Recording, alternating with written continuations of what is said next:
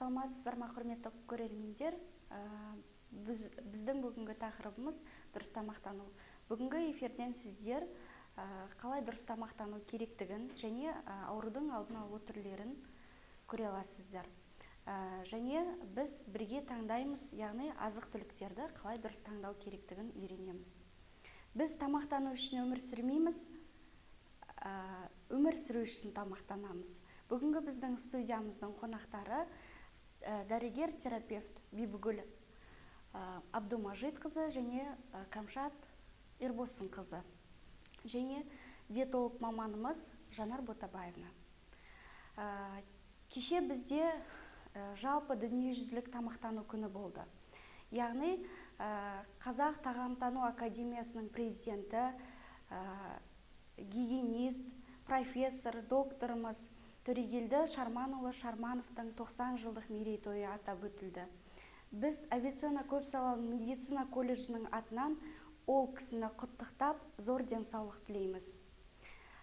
Тікелей эфиріміздің алғашқы сұрағын біздің диетолог дәрігеріміз Жанар Ботабаевнаға береміз. Жанар Ботабаевна, қазіргі кезде қалай дұрыс тамақтану керекпіз? Дұрыс тамақтану салтымыз қандай? Осы туралы айтып өтсеңіз. Саламатсыздар ма, құрметті көрермендер? Дұрыс тамақтану қазіргі кезде бізде модаға айналды десек болады. Себебі әрбір азамат, әрбір қазақстандық өзінің денсаулығы үшін дұрыс тамақтану керек. Жалпы дұрыс тамақтану дегеніміз не? Ол 4 мезгілдік дұрыс тамақтану, 4-5 рет толық құнды, яғни құрамында белогы, майы, көмір суы толық, яғни тағамдық заттектері мол, құндылығы жоғары тағамдарды біз қолдануымыз қажет. Сонымен қатар жеңіл сіңірілетін болмаса жеңіл пісірілетін фастфуд дейміз қазіргі кезде. Сондай тағамдардан аулақ болып, біз тек қана құрамында витамині көп, дәрумені көп, яғни тағамдық құндылығы жоғары тағамдарды қолданғанымызды аңсаймыз. Рахмет. Бибігүл ханым, енді сіз бізге ас қорыту жүйесінің құрылысын түсіндіріп өтсеңіз, және біздің ішкен жеген асымыз асқазанымызда қалай қорытылады, осы туралы айтып өтсеңіз. Ас адамның арқауы демекші, бекер айтылмаған, дұрыс тамақтанатын болсақ, деніміз сау болады. Ал дұрыс тамақтану арқылы біз ағзамызға қанымыз толықтандырылып, жаңағы ағзамызға күш-қуат береді. Ал дұрыс тамақтану нәтижесінде біз қажетті пайдалы қоректік заттарды аламыз, сонымен қатар қажетті энергия көзін аламыз. Дұрыс тамақтануға келетін болсақ, жаңағы бұл ас қорыту жүйесінде көрсетіп өтейін. Негізі тамақтанған кезде, адам ағзасына ас түскен кезде, бұл өте күрделі процестен өтеді ас қорыту жолында.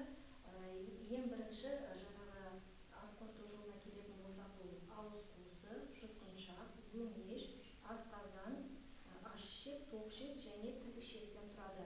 Және де бездерден тұрады. Бұл бездер ауыз қуысындағы төл бездері, сонымен қатар бауыр безі, асқазан ішек безі және ұйқы бездерден тұрады.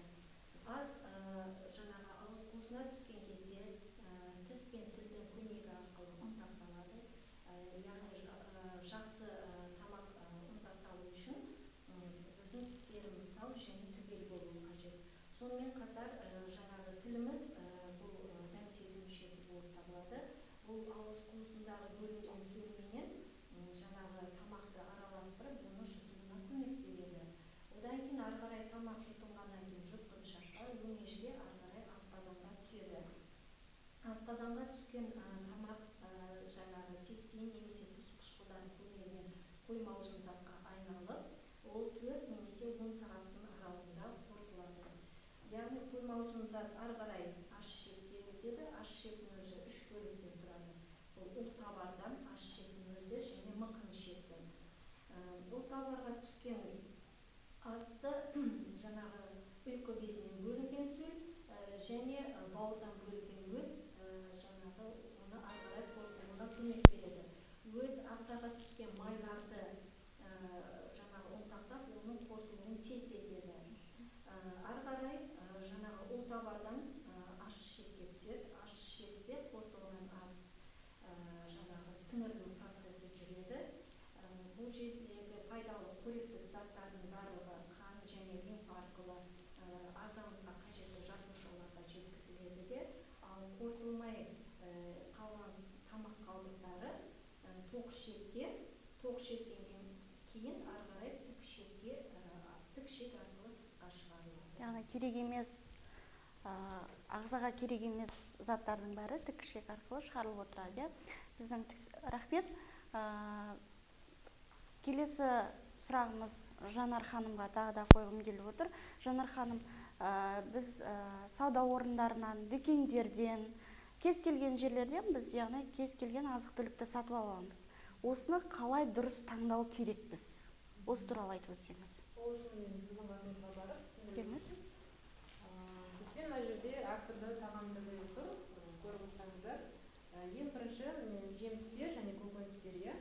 Жемістерден мысалға алма алатын болсақ, бұл алманың яғни жергілікті екенін немесе оның жаңағы сырттан келгендігін біз ажыратуымыз керек. Біз көбінесе дұрыс тамақтану айдарында айтамыз, яғни жергілікті осы бақшада өскен тағамдарды көбірек қолдану керек. Себебі оның құрамындағы өзінің витаминдері сақталған, яғни ешқандай адам ағзасына зияндылығы жоқ. Ең бірінші оның сыртқы келбетіне қараймыз. Сыртқы келбетінде, яғни мысалға алманың қатты жылтырап тұратын болса, ол жаңағы қытайлық алма немесе сырттан келген алма емес. Себебі олардың сыртқы беті балауызбен парафинмен қапталады. Яғни олар жаңағы өнімге түр беру үшін, әр беру үшін ол солай істелінеді. Одан кейін екіншіден, мынау алма егер таза, сырты жылтыр, сонымен қатар яғни құрт жемеген болса, онда ол сырттан келген алмалар.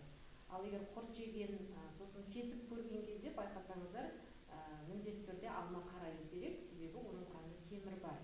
Яғни ол темірдің бар екендігін көрсетеді. Сонымен қатар бұл алмаларды біз көбінесе жаңа сырттан келген алмалар ұзақ сақталады. Олар ешқандай шірімейді, бүлінбейді. Сондықтан біздер жергілікті өзіміздің үйімізде немесе өзіміздің жерімізде өскен алмаларды таңдаған жөн. Келесі қызанаққа келетін болсақ, қызанақтың сыртқы қабаты, яғни қалай дұрыс қызанақты таңдаймыз. Сыртқы қабаты қатты қалың болмау керек, жұқа болады, яғни үй жағдайында өскен қызанақтар.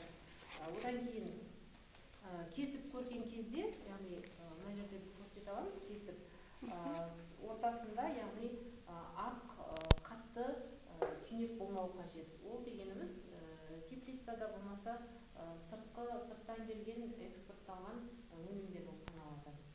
Сонымен қатар бұл көбінесе жаңағы қызанақта сыртқы беті, пішіні қатты болады. Сонымен қатар оның иісі де болмау керек. Яғни шіріген иіс болмау керек. Келесі Етті қалай таңдаймыз? Ет өнімдерін, етті базардан сатып алған кезде, мүмкін өзі базардан алған дұрыс. Етті алған кезде ең бірінші айтатын, оның сыртында печаты ұрылған болу керек. Яғни санитарлық қадағалаудан өткен печаты бар еттер, яғни қолдануға уже рұқсат етілген нәрсе ол. Бірінші оның сыртқы келбетіне қараймыз. Яғни иісі болмау керек, жағымсыз иіс болмау керек. Одан кейін құрғақ болу керек, яғни қолға ұстаған кезде шырш болып жабыспау керек. Және де жаңағы кесіп көрген кезде ортасында ақ жолақтар болады. Және әртүрлі, мысалға, әр еттің түсі әртүрлі. Сиыр еті мысалға алқызыл түсті болады, жылқы еті кішкене қою қара түсті болады. Яғни балғын еттер алқызыл қызыл түсті болып келеді. Келесі бізде мынау фастфуд өнімдері, яғни әртүрлі өнімдер тұр екен. Бұл яғни өнімдер бізге тек қана уақытша қарын тойдыру, яғни уақытша бізге тамақ болады. Ал жалпы бұның фастфудтың тағамдық құндылығы жоқ ешқандай. Ол адамға тәуелділік сезімін тудырады, себебі үнемі жегісі келіп тұрады. Яғни оның құрамында натрий глутамат деген зиянды заттар бар, және де әртүрлі дәмдеуіштер бар. Ол адамның асқазанын ең бірінші бұзады, одан кейін семіздікке де алып келеді. Сонымен қатар бізде мынау тетрапакетте және консервіленген өнімдер туралы айтатын болсақ, ең бірінші өнімді таңдаған кезде біз сыртқы мынау шығару мерзіміне қараймыз. Сонымен қатар қай елден шыққан, қай жерден шыққан, оның мекен жайы, телефоны, штрих-кодтары барлығы көрсетілу керек. Және біздің Қазақстан елінде міндетті түрде қазақша түсініктеме жазулар болу керек. Құрамы да көрсетілу керек бұл жерде. Сонымен бірге, егер бұл өнім бұзылған болатын болса, бұл консервіленген өнімдер ісінеді. Сәл оны біз бомбаж деп айтамыз. Яғни ондай өнімдер жарамсыз, мүлде қолдануға болмайды. Мысалы дүкендерде, супермаркеттерде егер сіз алынған өнім сол жерде жарамсыз болса, оны сіз қайта сол жерге өткізе аласыз. Яғни берген сатып алған ақшаңызды қайтаруға болады. Сол сияқты мына тетрапакеттегі сүт өнімдері, бұлар көп уақытқа дейін мысалға сақталады да, 1 айға дейін, 2 айға дейін. Себебі бұның құрамында әртүрлі ұзақ уақытқа сақталатын қосымша жаңағы баттары бар. Сонымен бірге бұның да құрамында біз айтамыз сақталу мерзіміне, яғни шығарылған күніне дәл жаңағы консервіленген өнім таңдаған сияқты бұған да сондай таңдаумен қарауымыз керек. Рахмет. Жаңа сіз түсіндірген тетрапакет, консерві өнімдерінен біз ағзаға тағы да ботулизм деген улануды тудыру қаупіміз бар. Рахмет сізге. Келесі сұрағымыз Камшат Ербосынқызы, сізге осы жаңа аталып өткен тағамдардан, әсіресе фастфуд өнімдерін көрсеттік қой, осылардан қандай асқазан аурулары болуы мүмкін? Осы туралы айтып өтсін. Енді бұл ең алдымен ішек ауруларының ішінде жатыр. Ішек аурулары, оның ішінде жиі кездесетін энтериттер, колиттер, гематоздар. Энтериттер, яғни бұл аш ішекте кездесетін тірек қабатының қабынуы, оның негізгі себептері, яғни олар ішек таяшалары, ішек лямблялары, ұшыну уланулары. Яғни бұл уланулардың әсерінен организм интоксикацияға ұшырайды. Негізгі клиникасы бұл кенеттен шудан басталады, іш өту болады, нәжісі сұйық болады және тәулігіне бірнеше рет мазалайды. Сонымен қоса іш аймағында ауру сезім мазалайды. Тағы бір түрі колиттер дедік. Колиттер, яғни бұл тоқ ішектің тірек қабатының қабынуы. Яғни бұл колиттерде клиникасы энтериттерге ұқсас, бірақ іш өту деназм арқылы қатарласып жүреді. Деназм дегеніміз, яғни бұл науқасты үлкен дәретке шақыратын жалған сезім. Бұл кезде де, яғни колит ауырған кезде де науқастың жағдайы күрт өзгереді, температурасы жоғарылайды 38-39 градусқа дейін. Сонымен қоса ауру сезімі, яғни бұл трахея арқылы, болмаса қан аралас арқылы болуы мүмкін нәжісі. Ауру ұзақтығы 2 аптаға дейін созылады. Тағы бір түрі, яғни бір гельминтоздар, яғни бұл ағзада өмір сүретін паразитті құрттар. Бұл гельминттер, яғни бұл өздеріне, өз бойына ену арқылы әртүрлі аурулар туғызады. Соның ішінде жаңағыдай энтериттер, колиттер, қанасық аурулары, пневмония, жүйке жүйесінің аурулары. Бізде ең жиі кездесетін осы гельминтоздардың ішінде аскарида құрттары деп айтсам болады. Яғни бұл аскаридоз ұзындығы 15-40 сантиметрге дейін жететін құрт. Яғни бұл көбінесе аш ішекте болады. Аш ішекке, яғни құрт еніп, яғни бұл майда жұмыртқалар арқылы жүрекке, ауыз қуысына өтеді, ауыз қуысында құрттар пайда болып, құсу немесе жүйткезу арқылы бұл құрттар асқазанға қайта жұтылады. Сөйтіп асқазан тұсында біраз өмір сүреді, 2 аптадай. Сөйтіп майда құрттарымыз ересек құрттарға айналады.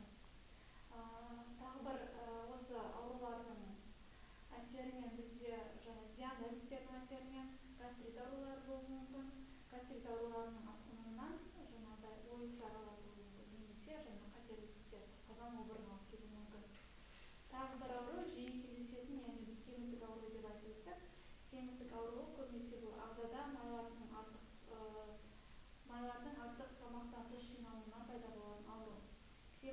адамдарда көбінесе жаңағыдай тамақ артады, әлсіздік болады, тұншығу, ентікпе, сол сияқты тамаққа дәреті жоғары болады. Семіз адамдарда көбінесе тыныс алу қиындайды, тыныс алу жүйесіне әсер етеді, яғни оларда ентігу болады, тыныс алу жиілейді, жүрек қан тамыр жүйесіне әсер етуі мүмкін. Жүрек қан тамыр жүйесінде, яғни бұл тахикардия шақырады, артериялық қан қысымы жоғарылайды, артериялық гипертензия тудыруы мүмкін. Сонымен қоса жүйке жүйесіне әсер етеді, ұйқысы бұзылады, психикасы бұзылады, эндокринді жүйеге әсер етеді, яғни гипотиреоз, қант диабеті немесе сусамыр ауруы деп атаймыз. Бұл семіздік ауруымен ауыратын науқастарды көбінесе біз нөмір 8-ші емнен тағайындалады. Көбінесе көмірсулармен майларды шектеді, белок қалыпты немесе сәл жоғары болуы керек. Міндетті түрде ет, балық, ірімшік және көкөністер мен жеміс-жидектер міндетті түрде болуы керек. Дәрі-дәрмектерден гормоналды және симптоматикалық ем тағайындалады. Осымен бүгінгі біздің дұрыс тамақтану тақырыбына берілген бағдарламамыз аяқталды. Алда тағы да басқа тақырыпта бағдарламаларды күтеміз. Тек жақсылықта, амандықта кездесейік.